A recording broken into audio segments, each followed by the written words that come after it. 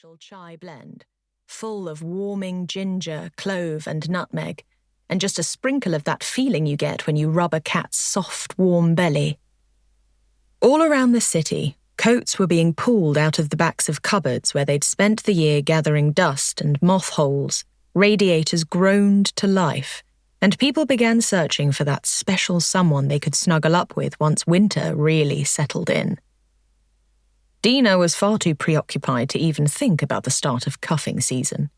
She'd been on a couple of dates in the last year, one man and one woman, and only one of them had gone vaguely well. The guy had been a walking red flag, while Maggie, the insanely hot yoga teacher Dina had gone out with a few months ago, had been lovely, kind, and smart.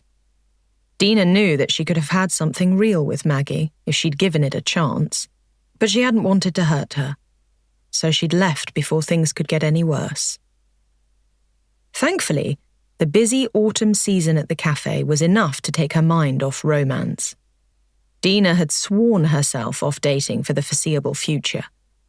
It wasn't worth the pain it would cause herself and others. Besides, business was booming, and she had to finish making another batch of her ever-popular, cozy and calm candles before they sold out again. "Robin, could you take these to table 4, please?" Dina said, handing her colleague a tray bearing 2 slices of her apple and blueberry pie and 2 mugs of the Serendipity House tea blend.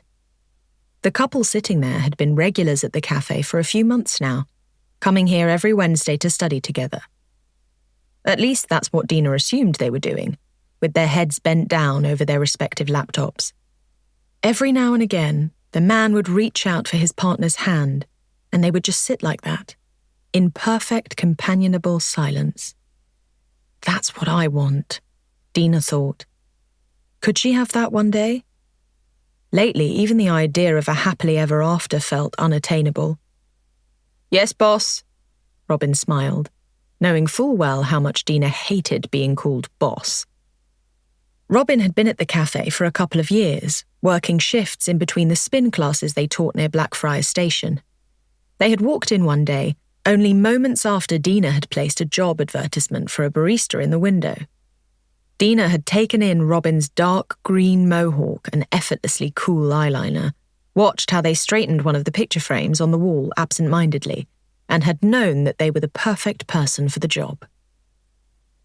Dina didn't have much time to do anything but work today, not that she minded. Serendipity, with the buzz of its coffee machine and the warm scent of pastry, was her happy place. She'd founded this business herself, with only a little help from her magic. And every time she saw a customer return after their first visit, her heart thrummed with joy.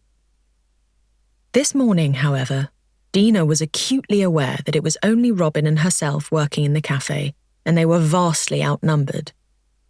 Time-slowing spells tired her out, so she tended to save them for the lunch rush.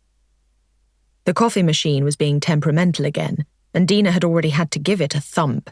Said thump may have contained a spark of something extra, to get it working again. She was just finishing up the latte art, a cat on a broomstick on one and a ghost on another.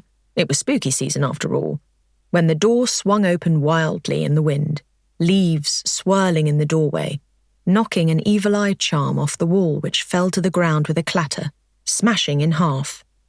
Dina sucked in a breath. She recognized a bad omen when she saw one. The door slammed shut, the small bell above tinkling belatedly.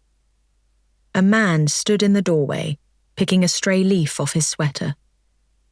The first thing Dina noticed was his nose. It looked a little crooked, like it had been broken but hadn't healed straight. And then his size. Not only was he tall, he was broad enough to take up the entire narrow entrance. That sweater, fluffy as it was, wasn't hiding the muscles rippling underneath as he bent down to pick up the broken evil eye. What was a man with a body like that doing with tweed elbow patches and wire-rimmed glasses? He looked like a professor who moonlit as a cage fighter.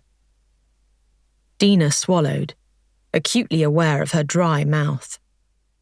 Dark, curling hair, a groomed beard. It was like he'd walked straight out of her daydreams.